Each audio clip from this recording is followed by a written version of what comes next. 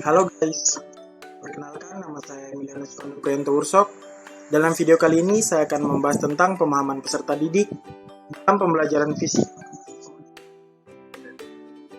Yang pertama, proses pembelajaran fisika menggunakan model Discovery Learning. Discovery Learning sendiri adalah rangkaian kegiatan pembelajaran yang melibatkan secara maksimal seluruh kemampuan peserta didik untuk mencari dan menyelidiki secara sistematis, kritis, dan logis, sehingga mereka dapat menemukan sendiri pengetahuan, sikap, dan keterampilan sebagai wujud adanya perubahan perilaku. Penggunaan Discovery Learning ingin merubah kondisi belajar yang pasif menjadi aktif dan kreatif, mengubah pembelajaran yang teacher-oriented ke student-oriented, mengubah modus expository. Siswa hanya menerima informasi secara keseluruhan dari guru ke modus discovery. Siswa menemukan informasi sendiri. Jadi pada pembelajaran discovery learning, siswa dituntut untuk menjadi aktif. Siswa dituntut untuk mencari materi mereka sendiri, belajar mandiri, dan mengembangkan apapun yang telah guru mereka berikan. Adalah langkah model pembelajaran discovery learning. Yang pertama, action. Kegiatan proses mengajar dengan mengajukan pertanyaan atau anjuran membaca. Problem statement atau memberi kesempatan kepada siswa untuk mengidentifikasi bahan pelajaran. Yang ketiga, data collection. Mengumpulkan informasi yang relevan untuk membuktikan benar atau tidaknya hipotesis. Yang keempat, data processing. Mengubah data dan informasi yang diperoleh para siswa melalui wawancara. Yang kelima, verification. Melakukan pemeriksaan secara cermat untuk membuktikan benar atau tidaknya hipotesis. Dan yang terakhir, generalization. Menarik sebuah kesimpulan yang dapat dijadikan prinsip umum. Jadi dari ke-6 langkah di atas, langkah pertama adalah kegiatan atau langkah di mana kita memulai proses pembelajaran dengan memberikan suatu materi kepada peserta didik. Yang kedua, kita memberikan kesempatan kepada peserta didik untuk mengidentifikasi materi yang telah kita beri. Yang ketiga, kita mengumpulkan informasi yang relevan untuk membuktikan benar atau tidaknya hipotesis atau pendapat-pendapat yang telah siswa berikan. Yang keempat, data processing adalah kegiatan di mana kita mengolah data dan informasi yang diperoleh para siswa melalui wawancara. Yang kelima, verifikasi, kita melakukan pemeriksaan secara cermat untuk membuktikan benar atau tidaknya hipotesis. Yang keenam, atau generalization, kita menarik sebuah kesimpulan yang dapat dijadikan prinsip umum.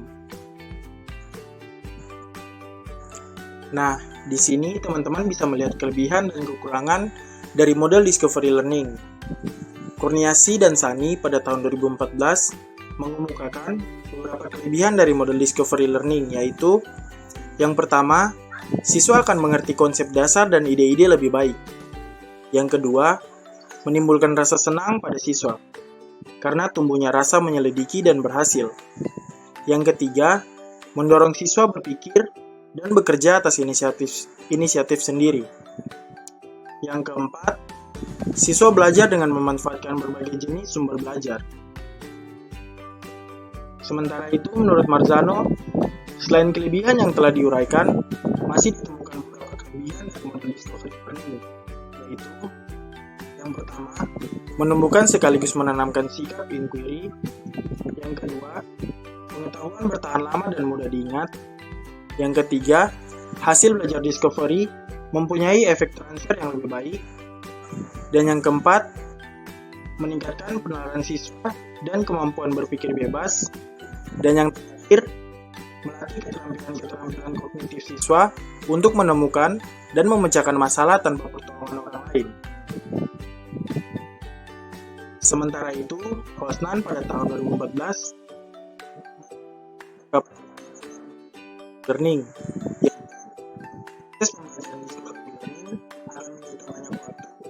Dan kemampuan berpikir rasional siswa ada yang masih terbatas. Semua siswa dapat berpikir dengan kritis, dapat berpikir dengan cepat.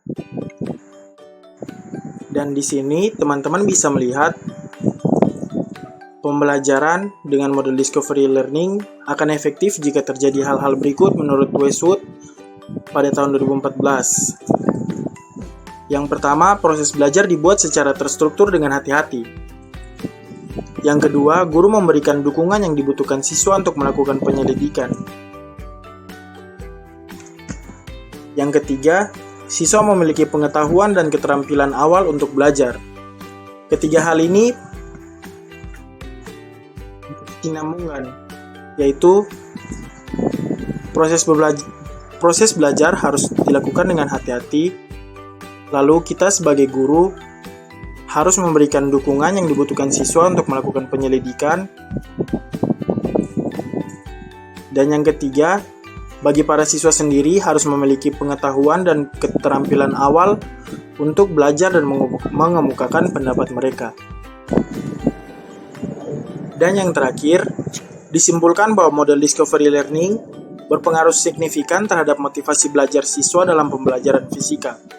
Dan menggunakan model discovery learning yaitu dapat melatih siswa belajar secara mandiri, melatih kemampuan bernalar siswa, serta melibatkan siswa secara aktif dalam kegiatan pembelajaran untuk menemukan diri sendiri dan memecahkan masalah tanpa bantuan orang lain. Sekian dari saya. Terima kasih.